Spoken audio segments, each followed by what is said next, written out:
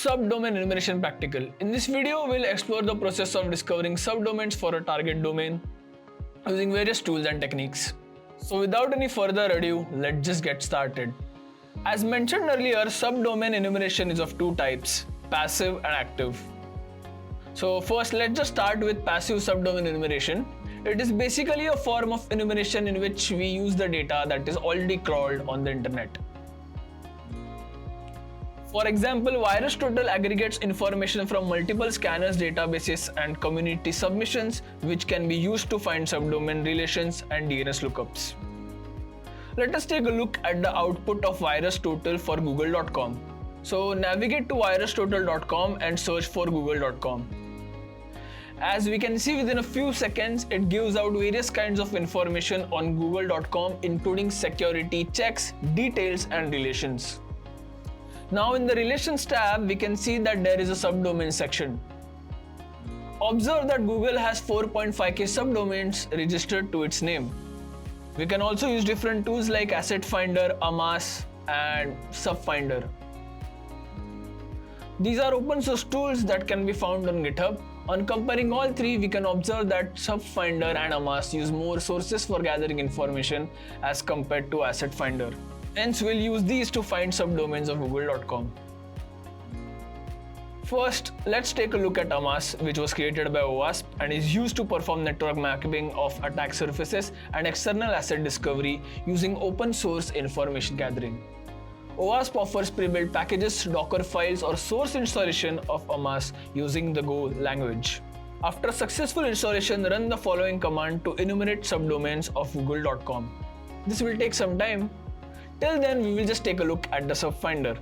While Amas focuses on giving out more detailed information, SubFinder on the other hand has a simple modular architecture that is optimized for speed.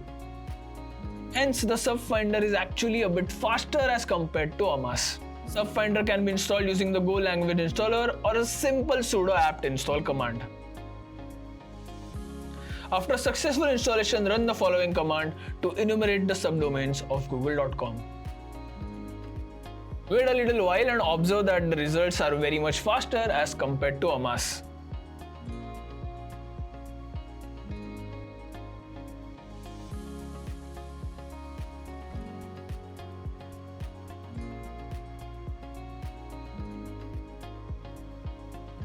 However, there is a problem with passive subdomain enumeration as we do not know which subdomains are still active. This can be checked manually, but will take a lot of time, and for companies with a large base, it seems not worth the time. Due to this, we use active subdomain enumeration techniques. This can be done by using Google Dorking or Shodan. Google Dorks are one of the easiest ways to find subdomains as they use advanced search operators to find information that is not readily available on a website. For example, if we search for the keyword Google, we get around 25 billion results. But if you just put a filter mentioning that the site is google.com, the search base is automatically reduced to 43 million results. Now, if you change the value of this filter from google.com to star.google.com, it will give out a list of all the subdomains of google.com.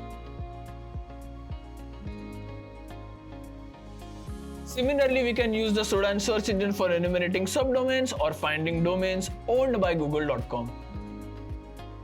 Let's navigate to Shodan and start with a simple DNS search query for google.com. As we can see, the host name is dnsgoogle.google and is owned by the organization Google LLC. Select the organization and observe that the search filter org is applied in the query. The search result shows all the information related to the organization Google LLC, including top countries, products, and products. As we can see, most of the IP address give a response of no data returned. Suppose you want to filter out all the valid responses, then we can use the status filter, which maps out only the IP addresses that give out a valid 200 OK response.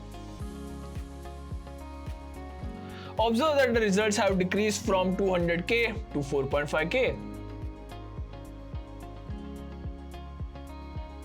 It should be noted that Google's bug bounty program offers bounty even if you find a bug on the domains or subdomains offered by Google.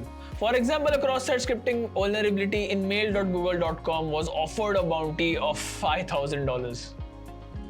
Hence, subdomain enumeration is a critical part of web application pen testing, as it helps in identifying all the possible entry points or attack surfaces associated with a target domain that may not be immediately apparent to the user.